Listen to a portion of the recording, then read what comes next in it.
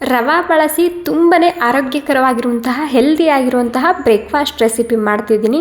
So ಖಂಡಿತ ಈ recipe ನೀವು ಮೊದಲು ಯಾವತ್ತೂ ಮಾಡೂ ಇರಲ್ಲ, ತಿಂದು ಇರಲ್ಲ.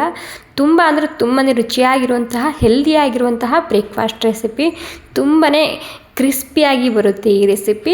ಬನ್ನಿ ತಡ ಮಾಡದೆ ಶುರು ಮಾಡೋಣ. ನೋಡಿ, ಮೊದಲಿಗೆ ನಾನಿಲ್ಲಿ ಸುಮಾರು ಒಂದು 2 ಕಪ್ ಆಗುವಷ್ಟು ಬಾಂಬೆ ರವೆ ತೊಗೊಂಡಿದ್ದೀನಿ.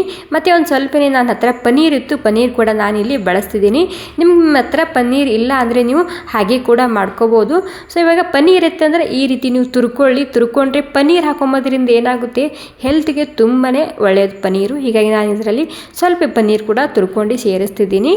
ಸೊ ಮೊದಲೇ ಹೇಳಿದಾಗೆ ಪನ್ನೀರ್ ಇಲ್ಲ ಅಂದರೆ ನೀವು ಸ್ಕಿಪ್ ಮಾಡ್ಕೊಂಡು ರವೆಲಿಂದ ಕೂಡ ಈ ರೆಸಿಪಿ ಮಾಡ್ಕೋಬೋದು. ನೋಡಿ, ಇವಾಗ ಎಲ್ಲ ಸೇರಿಸಿ ನಾನು ಪನ್ನೀರ ತುರ್ಕೊಂಡಾಗಿದೆ. ಇವಾಗ ಸ್ವಲ್ಪ ದಪ್ಪನೇ ತುರ್ಕೊಳ್ಳಿ ಇತ್ತಂದ್ರೆ. ಇವಾಗ ಪನ್ನೀರ್ ತುರ್ಕೊಂಡಾದ್ಮೇಲೆ ನಾನಿಲ್ಲಿ ಸೈಡಿಗೆ ಎತ್ತಿಟ್ಕೊತಿದ್ದೀನಿ. ಇಲ್ಲಿ ರವೆ ತೊಗೊಂಡಿದ್ದಲ್ವ, ಸೊ ನಾನಿಲ್ಲಿ ಮೊದಲಿಗೆ ನಿಮಗೆ ಅಳತೆ ಪ್ರಮಾಣದಲ್ಲಿ ಹಾಕೊಂಡು ತೋರಿಸ್ತಿದ್ದೀನಿ. ಇದು ಉಪ್ಪಿಟ್ಟು ಮಾಡ್ತೇವಲ್ಲ, ಬಾಂಬೆ ರವೆ ಅಂತ ಹೇಳ್ತೇವಲ್ಲ, ಆ ರವೆ ತೊಗೊಂಡಿದ್ದು ನಾನಿಲ್ಲಿ ಸುಮಾರು ಒಂದು 2 ಕಪ್ ಆಗುವಷ್ಟು ನಾನಿಲ್ಲಿ ಬಾಂಬೆ ರವೆನ ಸೇರಿಸ್ತಿದ್ದೀನಿ ಇದರಲ್ಲಿ. ಇವಾಗ 2 ಕಪ್ ಬಾಂಬೆ ರವೆಗೆ ನಾನಿಲ್ಲಿ 1 ಕಪ್ ಆಗುವಷ್ಟು ಮೊಸರು ಹಾಕ್ಕೊತಿದ್ದೀನಿ. ನೀವಿಲ್ಲಿ ಸ್ವಲ್ಪ ಕೂಡ ಹಾಕ್ಕೋಬೋದು ಮೊಸರು. ಅರ್ಧ ಕಪ್ ನೀರು ಹಾಕ್ಕೊಂಡು ಅರ್ಧ ಕಪ್ ಮೊಸರು ಕೂಡ ಹಾಕ್ಕೋಬೋದು. ನನ್ನ ಹತ್ರ ಮೊಸರು ಇದೆ, ಹೀಗಾಗಿ ನಾನಿಲ್ಲಿ 1 ಕಪ್ ಪೂರ್ತಿ ಮೊಸರು ಹಾಕ್ಕೊಂಡಿನಿ. ಮತ್ತು 1 ಕಪ್ ಆಗುವಷ್ಟು ನಾನಿಲ್ಲಿ ನೀರು ಕೂಡ ಇದರಲ್ಲಿ ಸೇರಿಸ್ತಿದ್ದೀನಿ.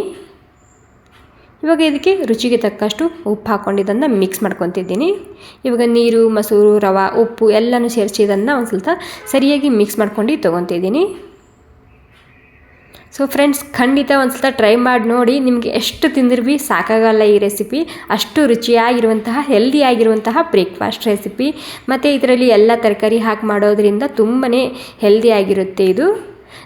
ಇವಾಗ ನೋಡಿ, ಎಲ್ಲ ಸೇರಿಸಿ ನಾನಿಲ್ಲಿ ಮಿಕ್ಸ್ ಮಾಡ್ಕೊಂಡಿದ್ದೀನಿ. ಮಿಕ್ಸ್ ಮಾಡ್ಕೊಂಡು ಆದಮೇಲೆ ಇದಕ್ಕೆ ಒಂದು 5-10 ನಿಮಿಷ ರೆಸ್ಟ್ ಮಾಡ್ಕೆ ಬಿಡ್ತಿದ್ದೀನಿ. ಅಲ್ಲಿ ತನಕ ಇಲ್ಲಿ ಪ್ಯಾನ್ನಲ್ಲಿ ಒಂದು ಸ್ವಲ್ಪ ನಾನಿಲ್ಲಿ ಎಣ್ಣೆ ಹಾಕ್ಕೊತಿದ್ದೀನಿ. ಎಣ್ಣೆ ಗರಂ ಆದಮೇಲೆ 1 ಚಮಚ ಆಗೋಷ್ಟು ನಾನಿಲ್ಲಿ ಜೀರಿಗೆ ಹಾಕ್ತಿದ್ದೀನಿ. ಓಕೆ, ನೋಡಿ 1 ಚಮಚ ಜೀರಿಗೆ ಸೇರಿಸ್ತಿದ್ದೀನಿ ಇದರಲ್ಲಿ. ಇವಾಗ ಇದರಲ್ಲಿ ಸ್ವಲ್ಪ ಹಿಂಗು ಕೂಡ ನಾನಿಲ್ಲಿ ಸೇರಿಸ್ತಿದ್ದೀನಿ. ಹಿಂಗಿಲ್ಲ ಅಂದರೆ ನೀವು ಸ್ಕಿಪ್ ಕೂಡ ಮಾಡ್ಬೋದು. ಇವಾಗ ಮೊದಲಿಗೆ ಒಂದು ಸ್ವಲ್ಪನೇ ಜೀರಿಗೆ ನಾನು ಹುರ್ಕೊಂಡು ತೊಗೊತಿದ್ದೀನಿ. ಜೀರಿಗೆ ಹುರ್ಕೊಂಡಾದ್ಮೇಲೆ ನಾನಿಲ್ಲಿ ಈರುಳ್ಳಿ ಸೇರಿಸ್ತಿದ್ದೀನಿ. ಸುಮಾರು ಒಂದು 2 ಈರುಳ್ಳಿ ಸಣ್ಣದಾಗಿ ಕಟ್ ಮಾಡ್ಕೊಂಡು ಸೇರಿಸ್ತಿದ್ದೀನಿ. ಮತ್ತು 1 ಕ್ಯಾಪ್ಸಿಕಮ್ ಹಾಕ್ಕೊತಿದ್ದೀನಿ. ಬೀಜನ ತಕ್ಕೊಂಡು ಕ್ಯಾಪ್ಸಿಕಮ್ ಮಾತ್ರ ಸೇರಿಸ್ತಿದ್ದೀನಿ. ಮತ್ತು ಬೀನ್ಸ್ ಹಾಕ್ತಿದ್ದೀನಿ ಒಂದು ಸ್ವಲ್ಪನೇ. ಮತ್ತು ತುರಿದಂತಹ ಕ್ಯಾರೆಟು, ಯಾವ ತರಕಾರಿ ಇರುತ್ತೆ ಅದನ್ನೇ ಹಾಕ್ಕೊಂಡು ಮಾಡ್ಕೊಳ್ಳಿ. ಮತ್ತು ನಿಮಗೆ ಜಾಸ್ತಿ ಬೇಕಿದ್ದರೆ ಜಾಸ್ತಿ ಕೂಡ ಸೇರಿಸ್ಕೋಬೋದು ತರಕಾರಿ. ಇವಾಗ ಎಲ್ಲ ತರಕಾರಿ ನಾನು ಸ್ವಲ್ಪ ಹಸಿ ವಾಸನೆ ಹೋಗೋ ತನಕ ಹುರ್ಕೊಂಡು ತೊಗೊತಿದ್ದೀನಿ. ಜಾಸ್ತಿ ಸಾಫ್ಟಾಗಿ ಮಾಡ್ಕೋಬಾರ್ದು, ಜಸ್ಟ್ ಸ್ವಲ್ಪನೇ ಹಸಿ ವಾಸನೆ ಹೋದರೆ ಸಾಕಾಗುತ್ತೆ ಇದರದ್ದು. ಹೈ ಫ್ಲೇಮ್ದಲ್ಲಿ ಇದನ್ನು ಒಂದು 2-3 ನಿಮಿಷ ಮಾತ್ರ ನಾನು ಹುರ್ಕೊಂಡು ತೊಗೊತಿದ್ದೀನಿ. ಮತ್ತು ನಿಮಗೆ ಬೇರೆ ಯಾವುದಾದ್ರೂ ತರಕಾರಿ ಇಷ್ಟ ಆಯಿತು ಅಂದರೆ ಇದರಲ್ಲಿ ಆ್ಯಡ್ ಕೂಡ ಮಾಡ್ಕೋಬೋದು. ಇವಾಗ ಇದರಲ್ಲಿ ಸ್ವಲ್ಪ ಅರಿಶಿನ ಸೇರಿಸ್ತಿದ್ದೀನಿ, ಕಲರ್ ತುಂಬಾ ಸರಿಯಾಗಿ ಬರುತ್ತೆ. ಮತ್ತು ಸ್ವಲ್ಪನೇ ನಾನಿಲ್ಲಿ ರೆಡ್ ಖಾರದ ಪುಡಿ ಸೇರಿಸ್ತಿದ್ದೀನಿ. ನಿಮಗಿಲ್ಲಿ ಖಾರಕ್ಕೆ ಎಷ್ಟು ಬೇಕು ಅಷ್ಟು ನೀವು ಇಲ್ಲಿ ಹಾಕೋಬೋದು. ನಾನು ಸುಮಾರು 1 ಚಮಚ ಆಗೋಷ್ಟು ನಾನಿಲ್ಲಿ ಖಾರ ಹಾಕ್ಕೊಂಡಿನಿ. ಮತ್ತು ಇದರಲ್ಲಿ ಮೆಣಸಿನ್ಕಾಯಿ ಕೂಡ ನೀವು ಇಲ್ಲಿ ಹಾಕೋಬೋದು. ಮತ್ತು ರುಚಿಗೆ ತಕ್ಕಷ್ಟು ಉಪ್ಪು ಸೇರಿಸ್ತಿದ್ದೀನಿ. ನಾವು ಮೊದಲು ಕೂಡ ಉಪ್ಪು ಹಾಕಿರ್ತೀವಲ್ಲ, ಇಲ್ಲಿ ನೋಡ್ಕೊಂಡು ಹಾಕ್ಕೊಳ್ಳಿ ತರಕಾರಿಗೆ ಎಷ್ಟು ಬೇಕು ಅಷ್ಟು.